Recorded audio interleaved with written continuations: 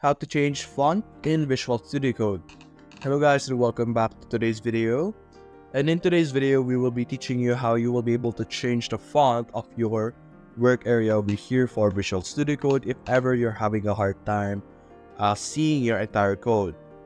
So first things first, click on Settings over here on the bottom left or Manage.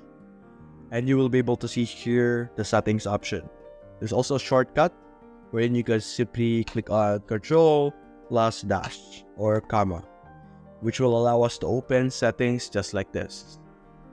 After that, look over here on Other User and Commonly Used.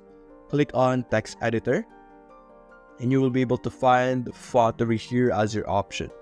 So right now, the font size is 16. So if you want it to be smaller, you can set it to 12.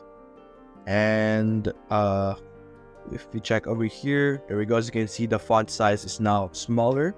If I want it bigger, let's look for the section. Let's say I want it 20. Go back here, it's now going to be way bigger, as you can see here. So depending on the font size that you prefer, you will be able to change it just like that. And it will automatically change. So you don't need to click on apply or save or anything. So that's basically it guys. If you enjoyed this video, leave a like and subscribe. Thanks for watching.